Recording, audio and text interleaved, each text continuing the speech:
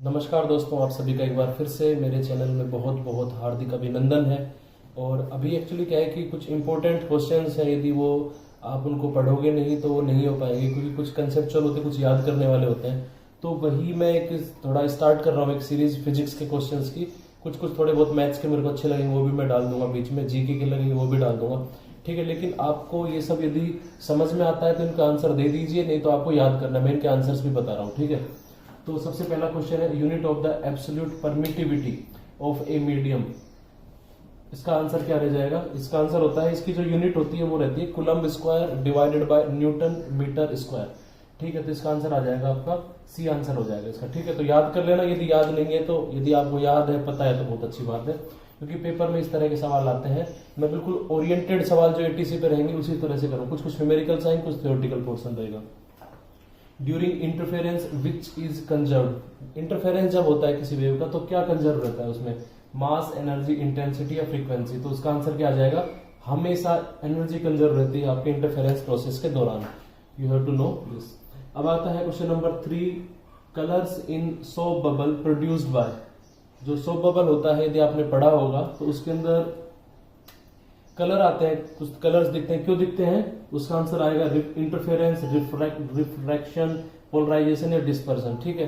तो इसका आंसर रहता है इंटरफेरेंस के कारण जो सोप बबल होता है उसके अंदर क्या आ जाते हैं, हमारे कलर्स आ जाते हैं। आपको पता होना चाहिए, लाइट्स इंटरफेयर करती हैं उसकी वजह से।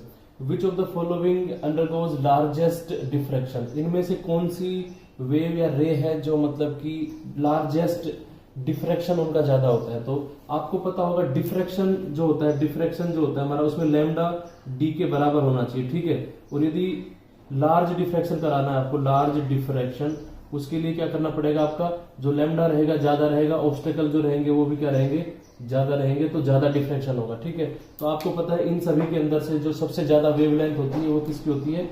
That will be for the radio wave. So your answer will be C, ठीक है। इतना आपने कर लिया है। So now we'll see the next question, question number 5. Resolution criteria for optical instruments was given by, ठीक है। कुछ मैं थ्योरेटिकल सवाल करा रहा हूँ, नहीं पता हो तो उनको याद कर लो। You have to mug up all these formulas, this data, these facts, so that you will be able to identify the answers in the question paper very easily. Resolution criteria for optical instrument was given by, answer इसमें क्या आ जाएगा? Compton है, रेलिग, Huygens और Newton. तो answer रहेगा आपका B, रेलिग, ठीक है। आपको पता होना चाहिए, याद कर लेना, क्योंकि कुछ कुछ सवाल साइंटिस्ट के नाम पे आए थे, एक दो सवाल। अगला सवाल है question number 6, amplitude of unpolarised light incident on a polariser is A. Amplitude is given is A. Find amplitude of transmitted light, ठीक है। ट्रांसमिटेड लाइट जो निकलेगी उसका एम्पलीट्यूड आपको बताना है, ओके। इन दैट केस आपके 4 ऑप्शन है, you have to select the correct answer. Before that you know, आपको क्या पता है, यदि हमारे पास एक पोलराइजर है एंड इंटेंसिटी आई नोड, ये क्या है आपका? Unpolarise light is incident, okay, I nought intensity. तो आउटपुट क्या रहेगा? आई नोड बाय 2 रहेगा। याद रखना, यदि यहाँ पे आपकी जो लाइट होती वो क्या होती? पोलराइज्ड होती, प्लेन पोलराइज्ड लाइट होती, और आई नोड इंटेंसिटी होती। इन दैट केस आपका आउटपुट क्या रहेगा? आई नोड ही रहेगा, ठीक है। आपको लेकिन अभी क्या दिया हुआ है? ऊपर वाला केस दिया हुआ है, अनपोलराइज लाइट दी हुई है आपको, ठीक है। In that case I nought by 2 रहेगा। और आपको एक चीज पता है, आई नोड इंटेंसिटी हमेशा प्रोपोर्शनल होती है एम्पलीट्यूड के स्क्वायर के, ठीक है। तो यहाँ पे अब देख लेते हैं ना, आई नोड मतलब उसको लगभग मान लेते हैं, आई नोड को लगभग किसके बराबर मान लेते हैं अपन? एम्पलीट्यूड के स्क्वायर के, मीन्स ए स्क्वायर। एक तरह से क्या हुआ आपका? ए स्क्वायर यहाँ पे इनपुट में आया, उसके बाद ये पोलराइजर जो है इसे पोलराइज होकर यहाँ से क्या निकलेगा? ए स्क्वायर बाय 2 निकल जाएगा, आई नोड बाय 2। इसको क्या मान लेते हैं? I naught. तो I naught by 2, A square by 2 आपका इंटेंसिटी बाहर निकलेगी, ट्रांसमिटेड रहेगी, ठीक है। तो आई नोट बाई 2 है। इसने पूछा क्या? एम्पलीट्यूड पूछा है। तो एम्पलीट्यूड, ये इंटेंसिटी आपकी आई है फाइनल इंटेंसिटी, आई आउट। तो इसका एम्पलीट्यूड क्या रहेगा? एम्पलीट्यूड हमेशा प्रोपोर्शनल रहता है अंडर रूट ऑफ इंटेंसिटी के, है ना, ठीक है। तो इंटेंसिटी का अंडर रूट कर दो तो क्या आ जाएगा? A divided by under root of 2, ठीक है। ये आपका क्या आ जाएगा? एम्पलीट्यूड आ जाएगा, आउटपुट जो हमारी ट्रांसमिटेड लाइट रहेगी उसका। तो आंसर आपका क्या आ जाएगा इसके अंदर? Answer D will be correct, ठीक है। नेक्स्ट, रिलेशनशिप बिटवीन द, आपका जो परमेबिलिटी दे रखी, relative permeability and the susceptibility जो दे रखी है ना, मैग्नेटिक ससेप्टिबिलिटी, उसके बीच में रिलेशन पूछा है कि व्हाट इज द रिलेशन, ठीक है। तो आपको एक 4 ऑप्शन दे रखे, इनमें से आपको सेलेक्ट करके बताना है कि कौन सा आंसर करेक्ट है। तो आप इसका कमेंट में बताइए ना, प्लीज कमेंट करिए और बताइए कि आंसर क्या है। करेक्ट आंसर आपको बताना है, क्योंकि पेपर में रिलेशनशिप पे एक सवाल जरूर है। नेक्स्ट क्वेश्चन, पीएम जय योजना इज रिलेटेड टू, पीएम जय योजना जो है किस पे रिलेटेड, मैंने एक आपको आर्थिक सर्वे दिया था, इकोनॉमिक सर्वे दिया, आपने पढ़ा होगा तो आप आंसर दे सकते हैं। पीएम जय योजना इज रिलेटेड टू आपका हेल्थ हो जाएगा, D will be the correct answer. Now next question will be which is the best material for permanent magnets, permanent magnets बनाने के लिए बेस्ट मटेरियल कौन सा होता है, सॉफ्ट आयरन, कॉपर, स्टील और निकल। तो आपको इसको कमेंट में बताना है, क्वेश्चन 9 का आंसर। ठीक है, आपको कमेंट करके बताना है which is the correct, important question है, आ सकता है, आपको बताना है कमेंट करके। ठीक है, now maximum work done possible to rotate a dipole, dipole को रोटेट करने के लिए मैक्सिमम हम कितना वर्क करेंगे। ठीक है, तो वो कितना वर्क रहता है आपका डाइपोल को रोटेट करने के लिए, उसके लिए फॉर्मूला होता है, क्या होता है, PE1 माइनस कोस थीटा।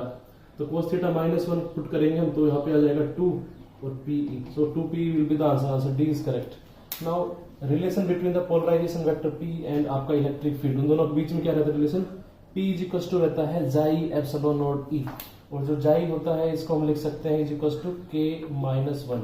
तो एक रिलेशन क्या आ जाएगा, K-1 into epsilon nought into E, that will be the P। तो आपका आंसर जो रहेगा इसका option number C will be the correct answer. ठीक है, आपको पता होना चाहिए। 3 सवाल और, India's rank in world happiness index, world happiness index में इंडिया की कौन सी रैंक है, तो वो रैंक है इंडिया की 144, आपको याद रखनी है। ठीक है, मैंने एक PDF दी थी आपको। Now next question is the Fresnel's biprism experiment, fringe width is given 7.5 centimetre, D is equal to इतना, कैपिटल डी इतना, the whole setup is placed in the reflective index mu is equal to इतना, find new fringe width. देखो ये जो 2 data दिए आपको, इनका कोई यूज नहीं है, फालतू में दिए आपका ध्यान मचलाने के लिए। ठीक है, आपको पता है जो नया बीटा आता है, beta dash is equal to होता है बीटा डिवाइडेड बाय म्यू। तो आपको बीटा पता है 7.5, म्यू पता है 1.5, तो डिवाइड करेंगे तो आपका आंसर आ जाएगा 5 सेंटीमीटर। सो आप option D is the correct answer. Now India's grant help to the provide आएगा ये, provide vaccination of COVID to the 6 country, Bharat 6 देशों को कोविड-19 की वैक्सीन प्रोवाइड करा रहा है ग्रैंड हेल्प के तहत। ठीक है, तो कौन सा कंट्री है जो इसमें से नहीं है। ठीक है, तो इसके अंदर देखो नेपाल, अफगानिस्तान इसमें नहीं है। आपके कौन कौन सी कंट्रीज हैं, बांग्लादेश है, उसके अंदर आपके अंदर भूटान है, आपके अंदर नेपाल है ना, सेशेल्स है, आपके अंदर म्यांमार है और मलेशिया है। ठीक है, आपकी कितनी 6 कंट्रीज है, तो याद रखना। Next question, area of the nth Fresnel's half period zone, आपको पता है मैंने पढ़ाया था nth हाफ पीरियड जोन जो होता है उसका एरिया होता है pi lambda p, that will not depends on आपका n पे डिपेंड नहीं करता, इंडिपेंडेंट ऑफ n होता है, मतलब कांस्टेंट होता है किसी भी फर्स्ट पीरियड जोन के लिए भी, सेकंड के लिए भी, फोर्थ के लिए भी, नाइन्थ के लिए, सबके लिए pi lambda b, independent of your n।